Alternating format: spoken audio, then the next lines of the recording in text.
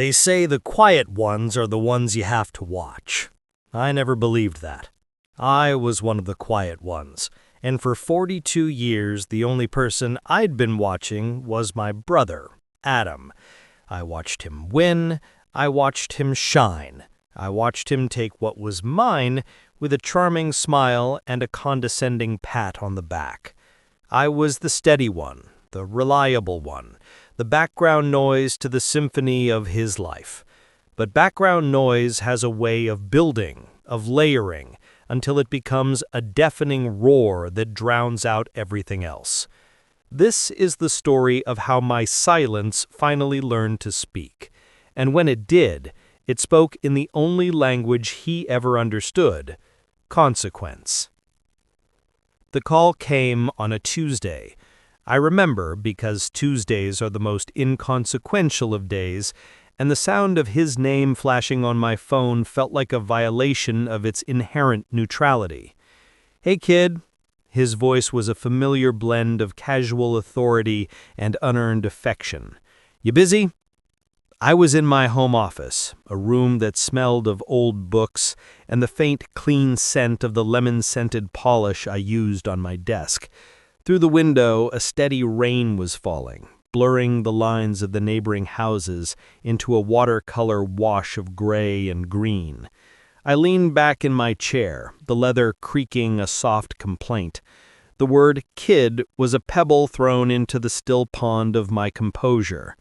At 42, with streaks of silver at my temples and the settled weight of a man who has long since accepted his own company, he still called me kid.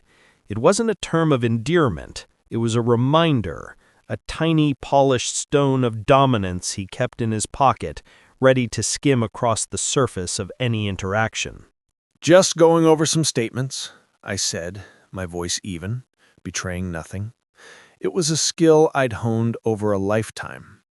"What's up, Adam?" "I need a favor." Of course he did. Favors were the currency of our relationship, and I was always the one paying out. "It's the books for the business. They're a mess. My girl quit, and tax season is a nightmare on the horizon. You're good with this stuff. Always were the careful one." The careful one. Another one of his euphemisms. Not ambitious, not brilliant, not a leader. Careful, like a librarian or a proofreader. A person who deals in the minutiae that greater men don't have the time for. He was talking about his property management company, Apex Properties, a grand name for a middling operation that handled a few dozen rental properties and a couple of small commercial contracts. He was the face, the charmer, the deal-maker. The tedious work of invoices, payroll, and compliance, that was for the careful ones.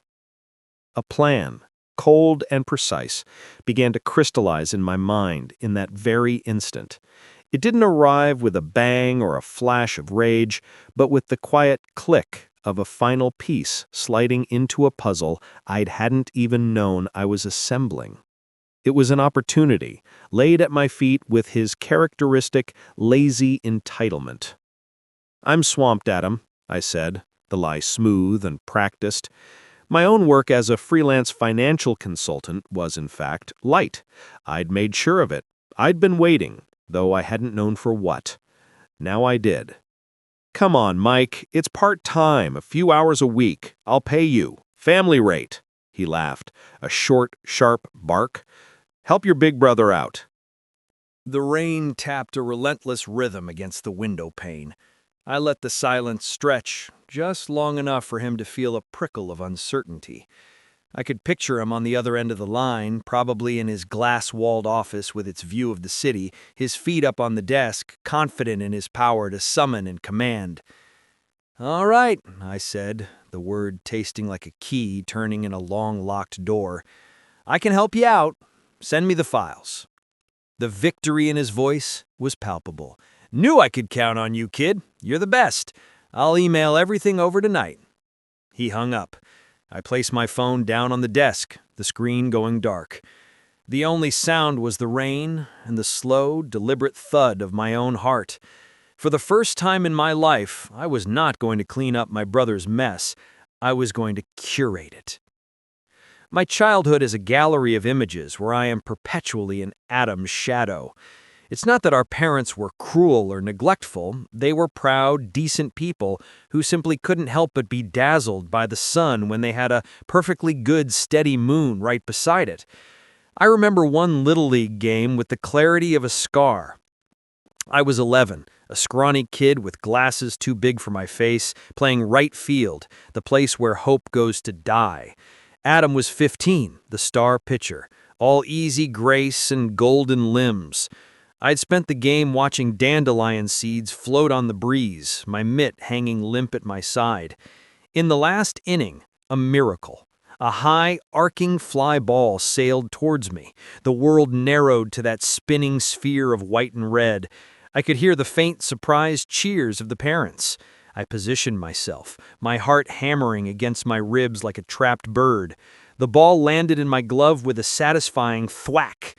For one glorious second, I felt it. Victory. Recognition. Then I fumbled it. It was a simple loss of grip, a nervous twitch of a finger, and the ball tumbled to the grass. The groans from the stands were a physical force. We lost the game. Afterward, my father clapped a hand on my shoulder. "Good try, Mikey. You almost had it." Almost. The word was a tombstone for my effort. But it was Adam's words that truly carved the memory into my soul. He found me sitting by the chain-link fence, fighting back tears of hot shame. He didn't look angry. He looked amused. He ruffled my hair, a gesture that felt less like affection and more like a dismissal. "Don't worry about it, kid," he'd said, his voice already deepening into the baritone that would one day charm clients and women alike. "Some of us are just meant to watch the game." That was it. A simple, offhand comment from a teenage boy to his younger brother. But it became the defining thesis of my life. Some of us are just meant to watch the game. He was a player, I was a spectator. He was the architect, I was the guy who swept up the sawdust.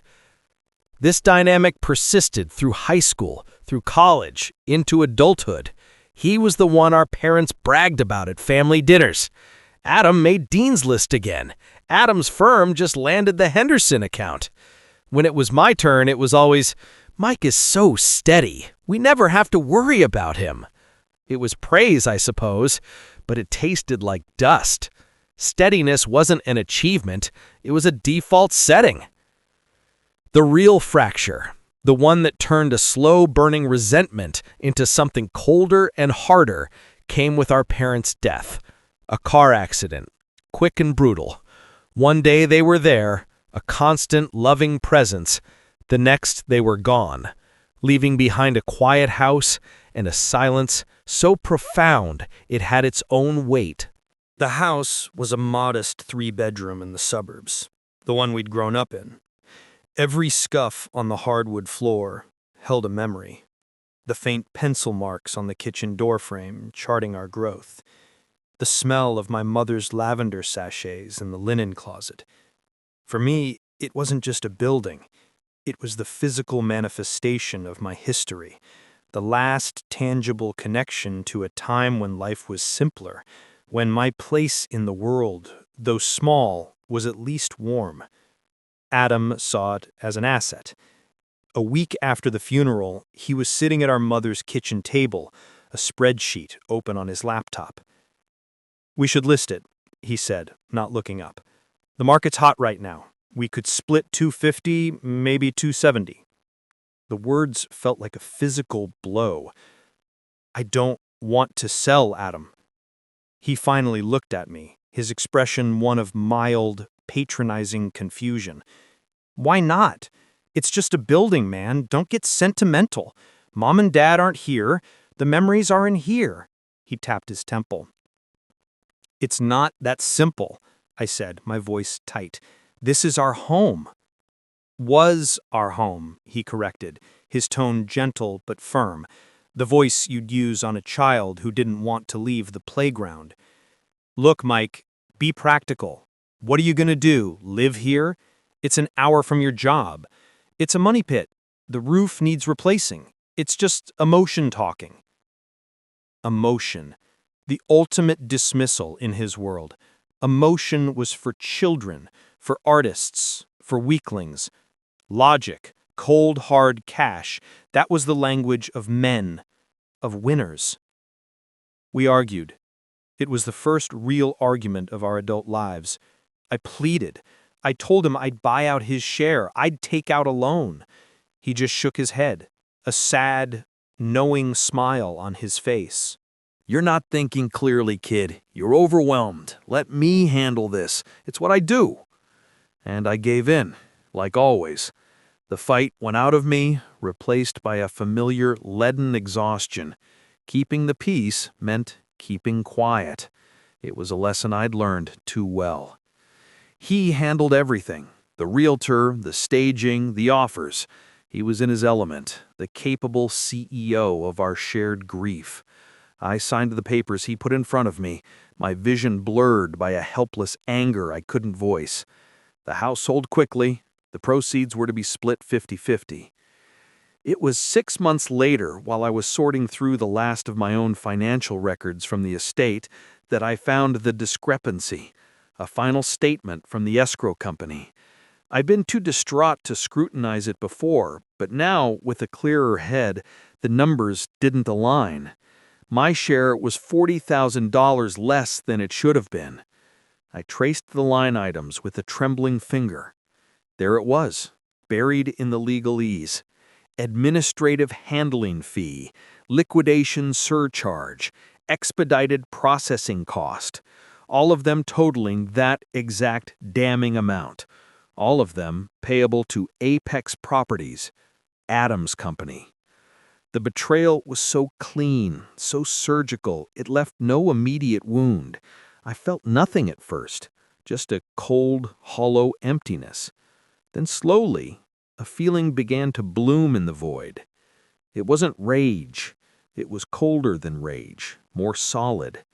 It was certainty. The certainty that the brother I had loved, the brother I had looked up to and defended and quietly supported my entire life, was a fiction. The real Adam was this man who would steal from his own brother while pretending to protect him. He saw my steadiness, my quietness, not as a character trait, but as a vulnerability, a flaw to be exploited. I didn't yell. I didn't call him. I didn't confront him. I sat in the growing darkness of my own living room, the single piece of paper glowing in the twilight, and I made a decision.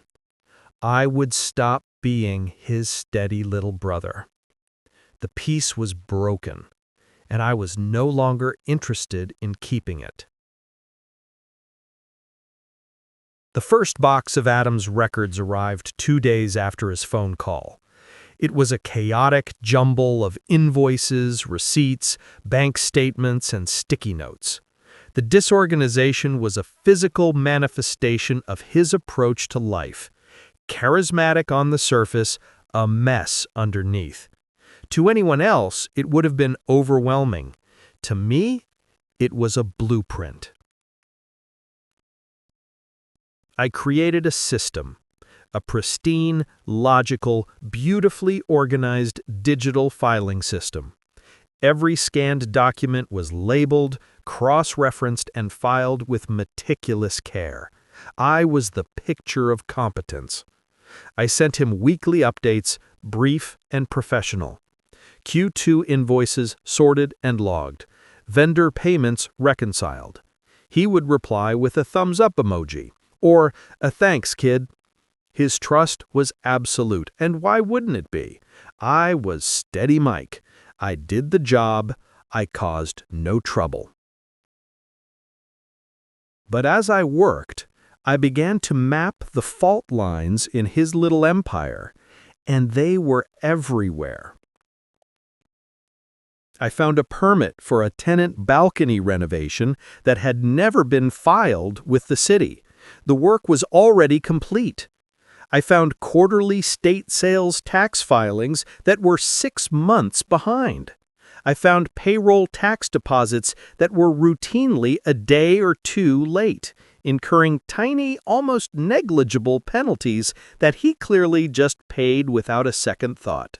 Sloppy, lazy, the kind of details a big-picture guy like Adam considered beneath him. My initial cold fury began to temper into something else, a quiet, focused determination. This wasn't just about the $40,000 anymore. This was about the 42 years. It was about every time he'd called me kid, every time he'd dismissed my feelings as sentiment, every time he'd taken my steadiness for granted. He had built his success on the assumption that people like me would always be there to sweep up his sawdust. So, I decided to stop sweeping. In fact, I decided to carefully, deliberately hide the dust. When I came across a problem, a missed filing, an unpaid fee, a regulatory gray area, I didn't fix it. I didn't ignore it either. That would have been passive. This was active. I would create a perfect, standalone file for it. Unfiled permit, balcony, Reno, 22 Maple.pdf. Overdue state tax, Q3.pdf. I would note the due date, the amount, the relevant authority. I presented the problems with the same calm clarity as I presented the solutions, but I offered no solutions. I simply cataloged the chaos. It was a perverse form of gardening. I was weeding nothing. I was watering the weeds, giving them light and space to grow. The true masterpiece was the tax preparation. As his bookkeeper, it fell to me to compile the year-end financials for his accountant.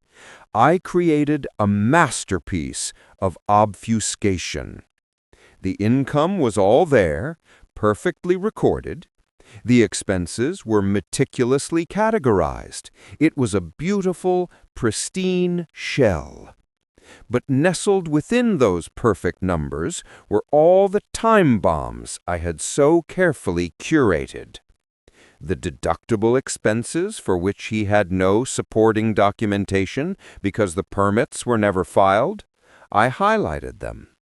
The contractor payments that were well over the threshold for 1099 reporting, but for which no 1099s had been issued, I created a separate glowing report on contractor costs. I made the problematic items impossible to miss for any competent auditor, while presenting them to Adam and his harried accountant as a model of organizational excellence. The day I delivered the final bound report to his office was a study in surreal normalcy. His office was everything mine was not. Modern, airy, with a large window and expensive, barely used furniture. A framed photo of him on a golf course sat next to one of his wife and kids. He looked tanned and successful. "The masterpiece is complete?" he asked, grinning as he took the heavy binder. "Everything you need is in there," I said, my voice neutral. And it was. It was all in there. He thumped the binder. "You're a lifesaver, Mike. Seriously, I owe you one." "You have no idea what you owe me," I thought, but I just nodded, happy to help. He tossed the binder onto a credenza where it landed with a thud that sounded like a door slamming shut. "Let me take you to lunch, Stefano's." "Can't. I've got another client call." A flicker of something, not disappointment, but perhaps a faint surprise that I had a life that didn't revolve around him, crossed his face. Then it was gone. "All right, another time. Hey, listen, Susan and I are having people over next weekend. You should come. Bring a date." It was a peace offering, a bone thrown to the reliable family dog, a way to fold me back into the narrative of the grateful little brother. "I'll check my calendar," which was code for no, and we both knew it. I drove away from his office, my hands clenched tight on the steering wheel. There was no triumph, only a cold, humming anticipation. The trap was set. The only thing left to do was wait for him to spring it. The waiting was the hardest part. The first month, nothing. The second month, I started to wonder if I had overestimated the competence of the tax authorities. Had my beautiful, damning work been filed away in some bureaucratic black hole? The doubt was a gnawing creature in my gut. What if he'd actually looked at it? What if his accountant, in a fit of diligence, had spotted the landmines and diffused them? My revenge, my carefully constructed house of cards, would collapse into nothing, and I would be left, once again, as the foolish little brother who tried to play in the big leagues. Then, 3 months and 1 week after he'd filed his return, my phone rang. It was a Thursday afternoon. The caller ID lit up with his name. I took a deep breath, let it ring 3 times, and answered. "Mike?" His voice was strained, stripped of his usual lazy confidence. It was a voice laced with static panic. "Are you at your computer?" "I can be," I said, my own voice calm, serene. "You need to pull up my files, all of them, now." I could hear him breathing heavily, the rustle of papers. "I just got off the phone with the IRS and the state. They're auditing me. It's a nightmare. They're talking about payroll taxes, unfiled 1099s, permit violations with the city, things I didn't even know about. How did this happen?" I stood up and walked to my window. The sun was out. It was a beautiful day. I said nothing, letting his panic fill the silence. "Mike? Did you hear me?" "I heard you." "Well, did you mess something up? Was there a mistake in the books?" The accusation was there, sharp and desperate. It was his first instinct. Find the careful one. Blame the steady hand. This was the moment, the pivot upon which our entire lives would turn. I felt a profound stillness settle over me. All the noise of a lifetime, the cheers for him, the quiet sighs for me, the condescension, the theft, the endless grinding smallness faded into a perfect crystalline silence. "No, Adam," I said, my voice quiet, level, and utterly devoid of emotion. "I didn't mess anything up. I just stopped cleaning up after you." The silence on the other end of the line was deeper and more complete than any I had ever experienced. It was the sound of a world-view shattering. I could almost hear it, a fine web of cracks spreading through the image he had of me, of himself, of our entire history. It was the sound of the golden child, realizing his crown was made of tin. When he finally spoke, his voice was small. It was a voice I recognized, though I had never heard it from him before. It was the voice of the boy who had almost, but not quite, caught the ball. "You... what?" A long pause. I could hear the gears grinding, the connections being made, the perfect files, the missing solutions, the $40,000. "You did this on purpose?" I didn't answer. I just let the truth sit between us, a vast, impassable mountain. "You set me up. It wasn't a question anymore. It was a dawning, horrifying realization. You sabotaged me. Your own brother. You really hate me that much? And there it was. The final, fundamental misreading of my character. He couldn't conceive of this as a response to his actions. He could only see it as a manifestation of my inherent, inexplicable malice.